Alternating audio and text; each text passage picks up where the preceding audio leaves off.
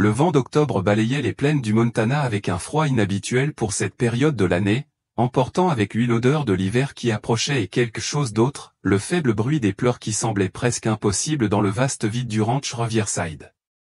Tom Mitchell, le contremaître du ranch, interrompit sa tournée matinale, convaincu d'entendre des choses. Mais le voilà de nouveau, un gémissement ténu qui lui glaça le sang. Sarah, âgée d'Accent grave peine 3 mois, était allongée enveloppée dans une fine couverture rose au bord du vieux chemin de terre qui traversait le ranch de la famille Mitchell.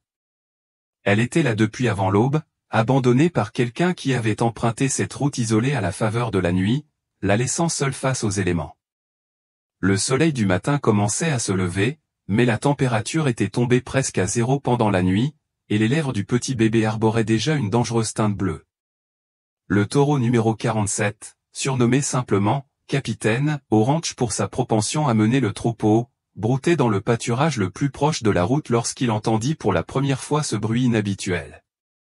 Contrairement aux autres bovins, qui poursuivaient leur routine matinale sans être dérangés, Capitaine leva sa tête massive et se tourna vers le bruit avec une vigilance dont l'intensité semblait presque humaine. Le taureau était énorme, pesant près de 820 kg, et son tempérament doux en faisait un favori des employés du ranch. Malgré sa taille intimidante, il n'avait jamais manifesté d'agressivité envers les humains. Il y avait quelque chose dans ses yeux marron foncé qui suggérait une intelligence supérieure à celle que la plupart des gens attribuent aux bovins. Alors que les cris de Sarah s'affaiblissaient d'heure en heure, le capitaine prit une décision qui défiait tout ce que l'on pensait savoir sur le comportement animal. L'énorme taureau s'approcha de la clôture la plus proche de l'endroit où reposait le bébé. Ses mouvements étaient prudents et réfléchis. Il resta là près d'une heure, sa tête imposante tournée vers le son, comme s'il essayait de comprendre ce qu'il entendait. Lorsque Tom Mitchell atteignit enfin le sommet de la colline lors de sa randonnée d'inspection matinale, le spectacle qui l'attendait dépassait tout ce qu'il aurait pu imaginer. Le capitaine montait la garde près de la clôture, son corps massif interposé entre le nourrisson abandonné et la route, tandis que d'autres bovins commençaient à se rassembler en demi-cercle protecteur autour de la zone. « Mon Dieu !» murmura Tom en descendant de cheval, les mains tremblantes. Le bébé respirait encore, mais à peine, ses petits poings serrés contre le froid. Ce qui arrêta net Tom, ce n'était pas seulement le nourrisson, c'était la façon dont Captain observait chacun de ses mouvements, comme si le taureau s'était autoproclamé protecteur de l'enfant. Sarah avait été placée directement contre la clôture, suffisamment près pour que Captain puisse passer sa tête massive à travers les poteaux et placer son souffle chaud près de son petit corps. Tom réalisa avec une stupeur croissante que le taureau avait utilisé sa propre chaleur corporelle pour maintenir le bébé en vie pendant la nuit glaciale. Il appela aussitôt sa femme, Margaret, par radio. « Maggie, je veux que tu ailles immédiatement au pâturage. Apportez toutes les couvertures que nous avons et appelez le docteur Peterson. Dites-lui que nous avons une urgence médicale. » Le camion de Margaret arriva 20 minutes plus tard, soulevant un nuage de poussière sur la route du ranch. Le capitaine resta immobile, observant le véhicule approcher avec une inquiétude manifeste. Son instinct protecteur était pleinement éveillé, comme s'il comprenait que cette minuscule créature sans défense avait besoin de protection et qu'il avait assumé cette responsabilité avec un dévouement qui laissa les employés du ranch sans voix. Le docteur Peterson arriva dans l'heure, sa trousse médicale à la main et le visage sombre d'inquiétude. Seul médecin du comté, il avait vu de nombreux cas d'abandon d'enfants au fil des ans, mais jamais rien de tel. « Depuis combien de temps est-elle ici ?» demanda-t-il en examinant attentivement le nourrisson. « On n'en est pas sûr, » répondit Tom, la voix lourde d'émotion. « Mais le capitaine monte la garde depuis avant l'aube. Je crois qu'il l'a gardée au chaud toute la nuit. » Le taureau continuait sa surveillance tandis que le docteur Peterson travaillait. Sans quitter le bébé du regard, le capitaine laissa échapper un grondement sourd qui n'était pas vraiment un meuglement, mais plutôt un murmure inquiet qui semblait demander si l'enfant allait bien. « Sa température corporelle est dangereusement basse, » dit doucement le docteur Peterson, « mais elle est vivante. Quelques heures de plus dans ce froid et nous aurions été trop tard.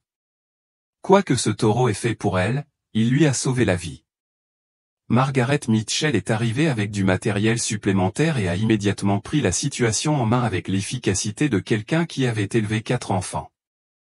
Tom, il faut l'emmener à l'hôpital immédiatement, a-t-elle dit en serrant le petit bébé contre sa poitrine. Mais d'abord, il faut comprendre ce qui s'est passé. L'épreuve racontait une histoire déchirante, des traces de pneus dans le sol meuble près de la clôture indiquaient l'endroit où un véhicule s'était arrêté pendant la nuit. La couverture rose dans laquelle Sarah avait été enveloppée était de bonne qualité, mais grâce aux soins extraordinaires du capitaine, elle était devenue la seule protection contre le froid glacial. Ils offraient peu de protection contre le froid du Montana. Le plus révélateur étaient les traces de pas boueuses qui menaient de la route à l'endroit précis où le capitaine montait la garde. « Quelqu'un est arrivé ici en pleine nuit, » dit Tom, la voix pleine de colère et d'incrédulité. Il savait que cette route était rarement empruntée. Ils l'ont abandonné ici pour mourir. Mais le comportement du capitaine suggérait quelque chose de bien plus extraordinaire qu'un simple abandon. Le taureau avait senti la présence de l'enfant et avait agi pour la protéger. Billy Santos, ouvrier agricole qui travaillait avec le bétail depuis plus de 20 ans, secoua la tête avec stupéfaction en regardant l'animal massif. « J'ai déjà vu des taureaux protéger leurs propres veaux, » dit Billy, mais jamais rien de tel. C'est comme s'il l'avait adopté. Alors que Margaret s'apprêtait à conduire Sarah à l'hôpital du comté, l'agitation du capitaine s'intensifiait. Le taureau arpentait la clôture, sa tête massive se balançant d'avant en arrière tandis qu'il observait les humains se préparer à partir avec son bébé. Sa détresse était évidente pour tous, et il devint évident que le séparer de Sarah lui causait une véritable angoisse. « Regardez-le » observa le docteur Peterson avec une fascination professionnelle. Il affiche un comportement protecteur classique. Dans la nature, les mâles adoptent parfois des veaux orphelins de leur troupeau, mais je n'ai jamais rien vu de tel en matière de lien interespèces. Le trajet jusqu'à l'hôpital du comté de Billings dura 45 minutes, mais la vigilance du capitaine continua même après la disparition du camion sur le chemin de terre. Tom resta sur place pour observer le comportement du taureau, et ce qu'il vit au cours des heures suivantes le marquerait toute sa vie. Le capitaine refusa de quitter l'endroit où Sarah avait été trouvée. Il se tenait près de la clôture, sa tête massive pointée vers la route, comme s'il attendait son retour. Lorsque les autres bovins tentèrent de s'approcher, il les repoussa doucement mais fermement, gardant sa surveillance solitaire sur l'emplacement vide où le bébé gisait. À l'hôpital, l'état de Sarah était plus grave que le docteur Peterson ne l'avait initialement imaginé. Une hypothermie sévère avait mis son petit corps à rude épreuve, et elle avait immédiatement besoin de protocoles de réchauffement et de perfusion. La spécialiste pédiatrique, le docteur Amanda Walsh, était stupéfaite que le nourrisson ait survécu. L'exposition à de telles températures aurait dû être fatale pour un enfant aussi jeune, expliqua le docteur Walsh à Margaret. La seule chose qui l'a sauvée, c'est une source de chaleur pendant la nuit. Sans cela, elle serait morte en quelques heures. Margaret se retrouva à raconter l'histoire de la protection du capitaine. Si le personnel médical était initialement sceptique, l'épreuve était indéniable. La température corporelle de Sarah, bien que dangereusement basse, était plus élevée qu'elle n'aurait dû l'être compte tenu des conditions nocturnes. Quelque chose l'avait suffisamment maintenue au chaud pour survivre. La nouvelle du sauvetage miraculeux se répandit rapidement dans la petite communauté. L'adjoint du shérif local, Martinez, arriva au ranch pour enquêter sur l'abandon, mais fut tout aussi fasciné par la surveillance constante du capitaine. Le taureau n'avait pas bougé de son poste depuis plus de 8 heures, refusant de boire et de manger pendant qu'il assurait sa surveillance. En 20 ans de carrière dans les forces de l'ordre, j'ai vu beaucoup de choses, a déclaré l'adjoint Martinez à Tom, mais je n'ai jamais vu un animal se montrer aussi protecteur envers une enfant humaine. C'est comme s'il la prenait pour responsable. Alors que le soir approchait et que Sarah était toujours dans un état stable à l'hôpital, Margaret a appelé pour donner des nouvelles. Elle va bien, a-t-elle annoncé, la voix pleine d'émotion. Les médecins disent qu'elle se rétablira complètement. Mais, Tom, il s'interroge sur ce que nous allons faire d'elle. Les services sociaux doivent intervenir. Cette nuit-là, Alors que le ranch s'enfonçait dans l'obscurité, le capitaine continuait sa veille solitaire. Les autres bêtes s'étaient rassemblées à distance respectueuse, comme si elles comprenaient que leur chef était occupé à quelque chose d'important. Les ouvriers du ranch se relayaient pour le surveiller, mais l'énorme taureau ne manifestait aucun intérêt pour la nourriture, l'eau ou le repos. On dirait qu'il est en deuil, observa Billy en regardant le capitaine immobile au clair de lune. Comme s'il avait perdu quelque chose de précieux et qu'il attendait son retour. Pensez-vous que les animaux peuvent tisser des liens émotionnels si profonds qu'ils seraient prêts à sacrifier leur propre confort pour un autre être? Qu'est-ce que cela nous apprend sur la complexité des émotions animales? Le deuxième jour apporta des défis inattendus qui allaient mettre à l'épreuve le dévouement du capitaine et la détermination de la communauté. L'état de Sarah à l'hôpital restait stable, mais les services sociaux avaient entamé le processus complexe de détermination de son avenir. Pendant ce temps, au ranch, le refus du capitaine de manger et de boire devenait une source de graves préoccupations.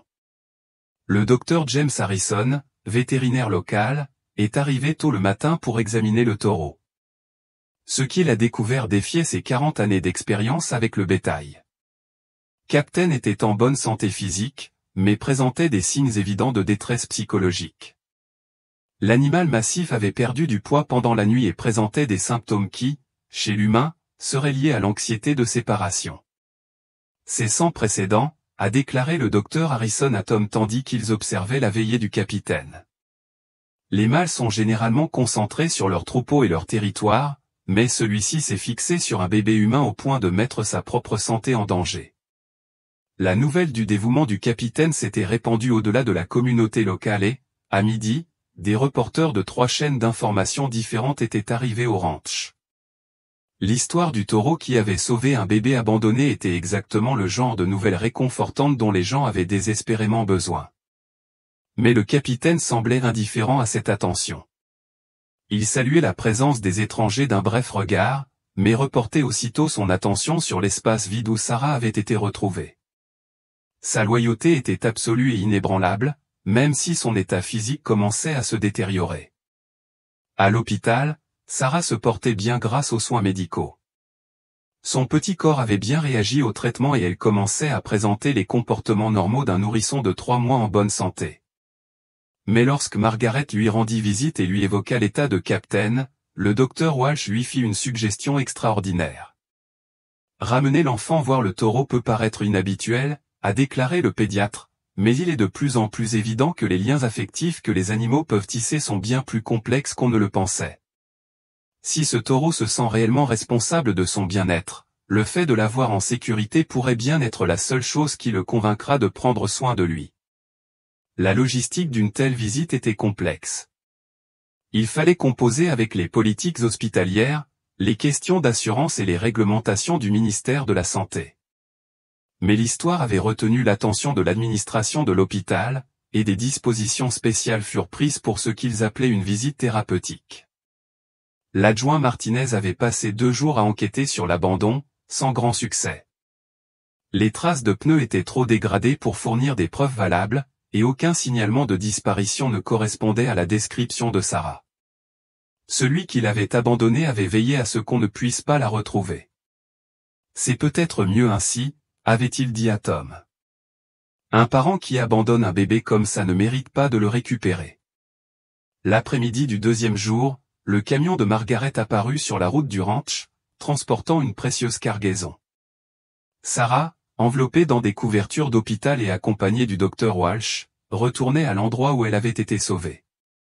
La réaction du capitaine fut immédiate et spectaculaire. L'énorme taureau leva la tête dès que le camion apparut.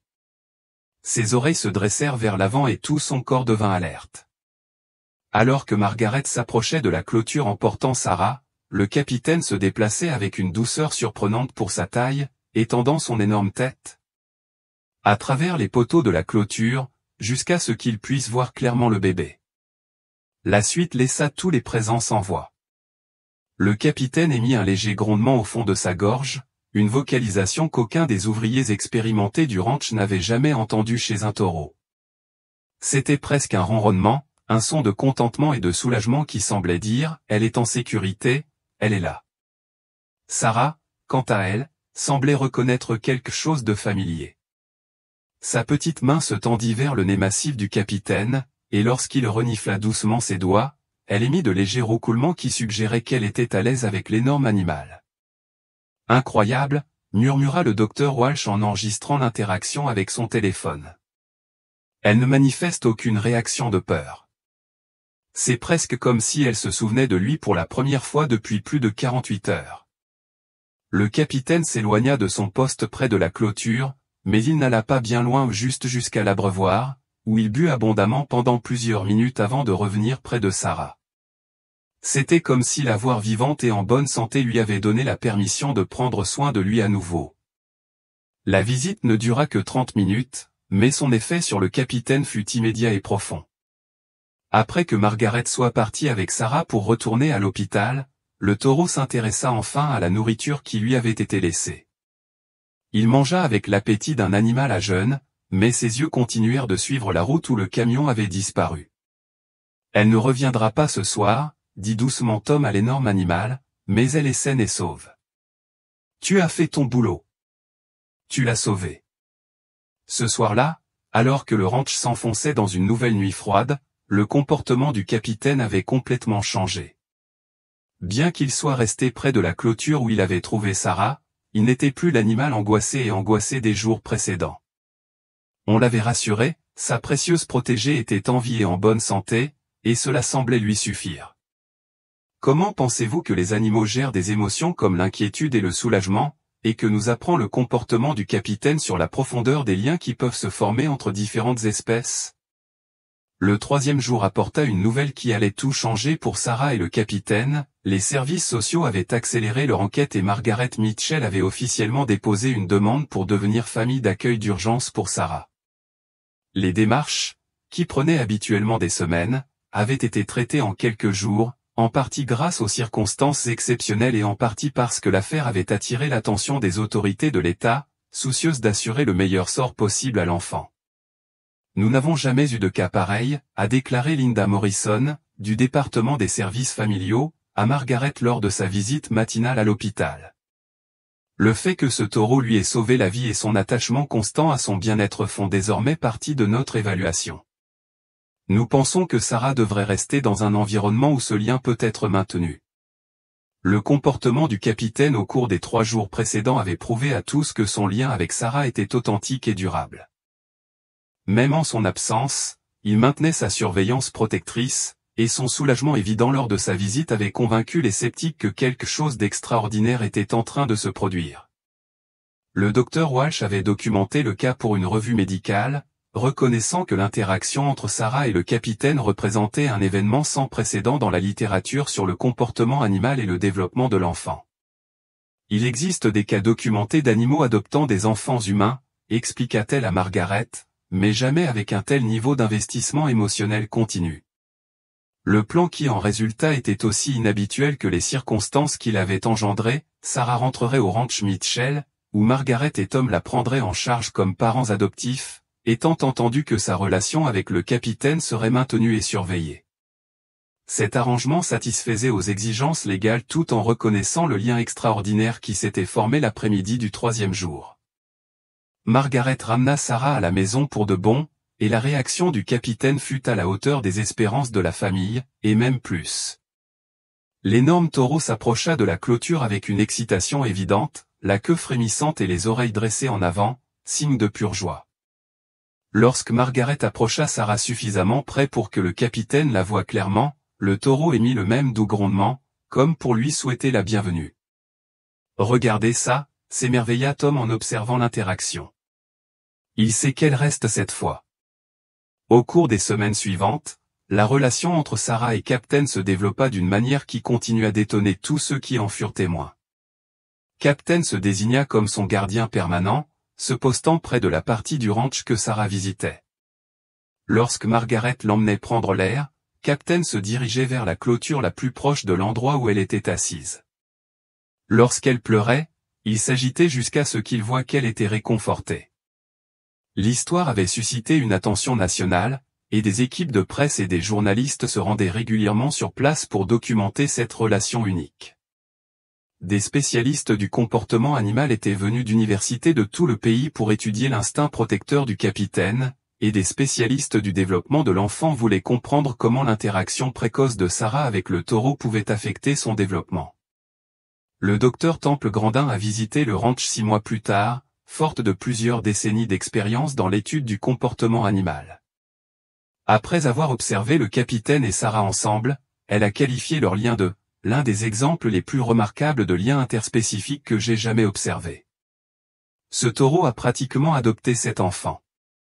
Son instinct protecteur est aussi fort que celui de n'importe quel animal envers sa propre progéniture, a expliqué le docteur Grandin aux chercheurs réunis.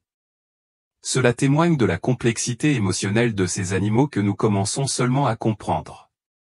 Alors que Sarah grandissait, sa relation avec Captain resta constante. Elle ne manifestait aucune crainte envers l'animal massif, et il était d'une douceur infinie en sa présence. Lorsqu'elle fit ses premiers pas, ce fut vers la clôture où Captain l'attendait. Son premier mot, selon Margaret, fut « Capi », sa tentative de prononcer le nom de Captain. La procédure d'adoption légale fut finalisée lorsque Sarah avait 18 mois, faisant d'elle officiellement une Mitchell, mais tous les acteurs concernés comprenaient qu'elle serait toujours spéciale d'une autre manière. Elle était l'enfant sauvé par l'amour d'un taureau, et ce lien avait créé une famille unique en son genre. Le capitaine vécut jusqu'à 14 ans, passant ses dernières années comme le plus gentil des géants du ranch, veillant sans relâche sur Sarah tandis qu'elle grandissait, de petite fille à enfant, puis à jeune femme. Lorsqu'il s'éteignit enfin paisiblement dans son sommeil, Sarah, alors âgée de 8 ans, prit la parole lors d'une petite cérémonie commémorative organisée par la famille. « Le capitaine m'a sauvé la vie avant même que je sache que j'en avais une, dit-elle d'une voix claire et forte. Il m'a appris que l'amour ne se soucie ni de l'apparence ni de la différence. Il a été mon premier ami, et je ne l'oublierai jamais. » L'histoire de Sarah et du capitaine est devenue légendaire dans leur région du Montana, rappelant que des miracles peuvent survenir quand on s'y attend le moins. Leur lien a prouvé que l'amour, la protection et la famille peuvent prendre des formes inexplicables, mais toucher les cœurs d'une manière qui dure à jamais. Des années plus tard, lorsqu'on demandait à Sarah ce dont elle se souvenait du moment où elle avait été retrouvée par le capitaine, elle souriait et répondait « Je ne me souviens pas d'avoir eu froid ou peur. Je me souviens juste d'avoir été en sécurité. Je pense que c'est ce que l'amour est censé éprouver. » Croyez-vous que certains liens transcendent les espèces et la logique, et comment pensez-vous que les origines uniques de Sarah ont façonné la personne qu'elle est devenue ?